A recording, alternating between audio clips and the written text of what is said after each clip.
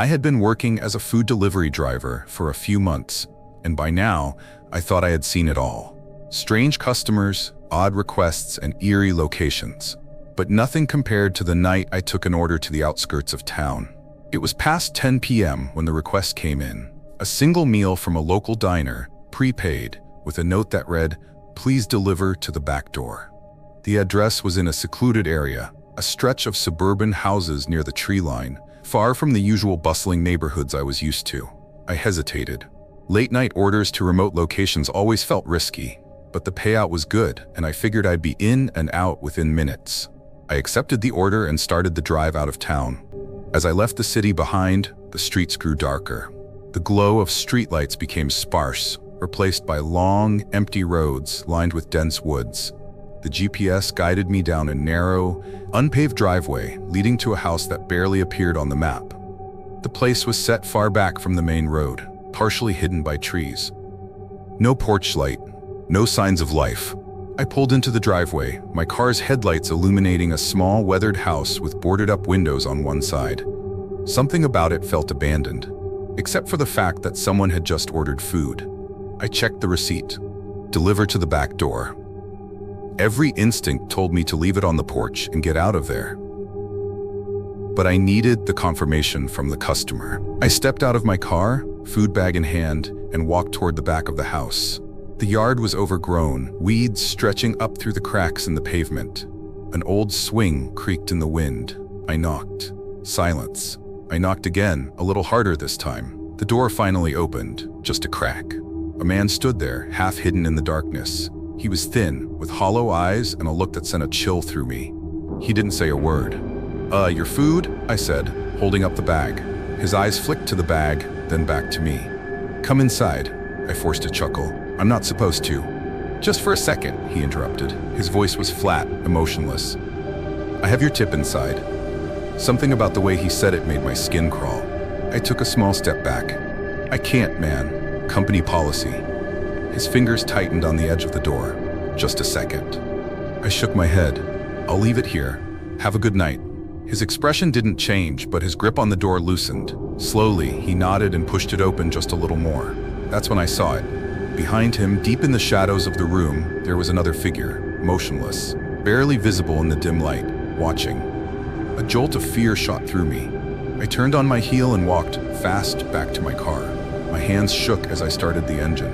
As I backed out of the driveway, I saw the man still standing in the doorway, watching me leave. But the figure behind him, it was gone. I drove straight home, trying to shake the uneasy feeling in my gut.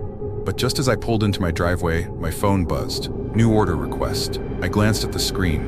It was from the same customer. Same address, same instructions. I stared at the screen, my heart pounding. There was no way I was going back. Decline. Seconds later, another notification popped up. Customer requested you personally for redelivery. I turned off my phone. The next morning, curiosity got the better of me. I checked the app to see if anyone else had taken the order. The address had been removed. I searched it on Google Maps, nothing. Confused, I expanded my search and found something that made my stomach drop.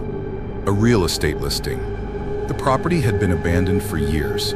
According to online records, the last registered owner had disappeared nearly a decade ago, and the house had been left untouched ever since. My hands went cold. If the house was abandoned, then who had placed the order? Who had been standing in that doorway? And who, or what, had been watching me from the shadows? That afternoon, my phone rang. No caller ID. I hesitated before answering. "Hello?" A pause. Then a voice, low, flat. "You forgot my food." I hung up immediately, my pulse hammering in my ears. My hands shook as I blocked the number. Seconds later, a new text appeared on my screen. "Don't ignore me. I know where you live." I went straight to the police. I told them everything. The house, the man, the redelivery request, the phone call. They asked for the address. I gave it to them. An officer frowned. "That area's been abandoned for years. There's no house there." "That's impossible," I argued. "I was just there last night." They said they'd check it out, but I never heard back from them. I tried to move on, and for a while it seemed like nothing would come of it. No more strange messages, no more calls. The fear that had gripped me began to fade, replaced by the mundane routine of life. But the memory never left me. Even now, when I drive past isolated houses, when my GPS leads me down dark, unfamiliar roads, I can't help but think about that night. About the man at the door, about the shadowy figure behind him, who placed that order, and more importantly, why. I never got an answer, and I don't think I ever will.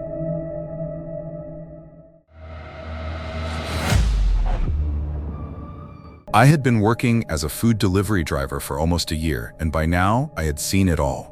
Rude customers, strange requests, neighborhoods that made me nervous. But nothing compared to what happened on that night. It was a chilly autumn evening in 2023, and I was nearing the end of my shift. My car smelled like a mix of different takeout orders, and I was looking forward to heading home. Then a new order popped up on my screen. A single meal, prepaid, no contact requested. The address was in a part of town I usually avoided, an old apartment complex with a reputation for being run down and poorly maintained. I hesitated. It was late and I was tired, but the payout was decent and I figured one last delivery wouldn't hurt. The apartment complex looked even worse in person. The building was old, with flickering lights in the hallway and an unsettling silence. The kind of place where the walls felt like they had absorbed decades of secrets. I checked my phone. Apartment 7B. I took the elevator, which groaned as it carried me up, and stepped into a dimly lit corridor. Most of the apartment doors were closed except for one at the far end that was slightly ajar. 7B, I swallowed, balancing the food bag in my hand, and knocked gently. No answer. I knocked again, louder this time. The door creaked open slightly. From where I stood, I could see a sliver of the interior, just enough to notice that the lights were off. "Hello? Delivery," I called out. Silence. I debated leaving the food at the door, but something about the situation felt wrong. Then, from the darkness inside, a voice emerged. "Come in." It was low, almost a whisper. My instincts screamed at me to turn around and leave, but I had never abandoned an order before. Hesitantly, I pushed the door open just a bit more. The air inside was stale, and the faint glow from the hallway barely lit the room. A man stood in the shadows, just beyond my view. "You can leave it on the table," he said, his voice unnervingly calm. Sure," I muttered, stepping inside just enough to place the bag on a small table near the entrance. As I turned to leave, I caught a glimpse of something on the floor. Scratches. Deep, uneven scratches covering the wooden planks, leading further into the apartment. My pulse quickened. I forced a smile. "All right, enjoy your food." The man didn't move, didn't say another word. He just stood there, watching. I stepped back, reaching for the doorknob, but before I could pull the door shut, something in the room shifted. A faint movement, the sound of fabric brushing against the floor. My eyes darted toward the dark hallway behind the man. There was someone else in there. I didn't wait to find out who. I yanked the door closed and power walked to the elevator, my breathing shallow. The second I got inside, I hit the ground floor button repeatedly, praying the old thing wouldn't stall. The doors finally slid shut, but just before they did, I saw it. A pale hand reaching out from the darkness of 7B, slowly pulling the door open again. I drove away faster than I should have, my hands gripping the wheel. My gut told me to forget about it, but my brain wouldn't let it go. Who was in that apartment? What were the scratches on the floor? Why did the man just stand there, barely speaking? I decided to check the app to see if the order had been picked up. To my surprise, it still showed as undelivered.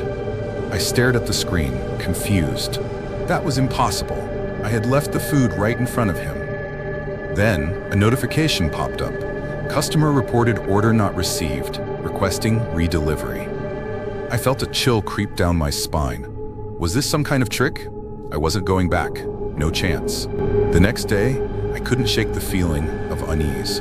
My curiosity got the better of me, and I searched for the apartment complex online.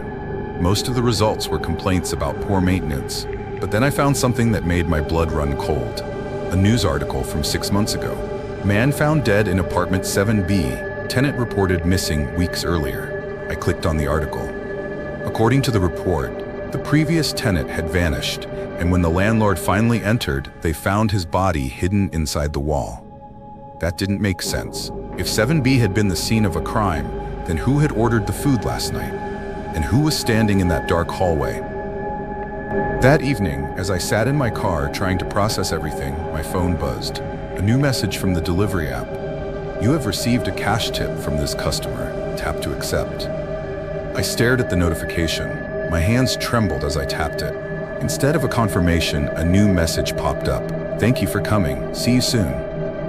I needed answers. I drove back to the complex, this time in daylight. The building still looked run down, lifeless. I found the landlord, an older man smoking outside. Hey, do you know if someone's living in 7B? I asked. He frowned. 7B? That place has been empty since the incident. No one's rented it out since. My stomach dropped. That's not possible. I made a delivery there last night. The landlord gave me a strange look. Kid, there's no one living in that unit. The power's been shut off for months. I didn't know what to say. I felt lightheaded, like reality was slipping away. I checked the app one last time. The order was still marked as undelivered. I deleted the app that night. I stopped delivering food altogether. But sometimes, late at night, I still think about it. Somewhere in that dark apartment, someone or something is still waiting for their food.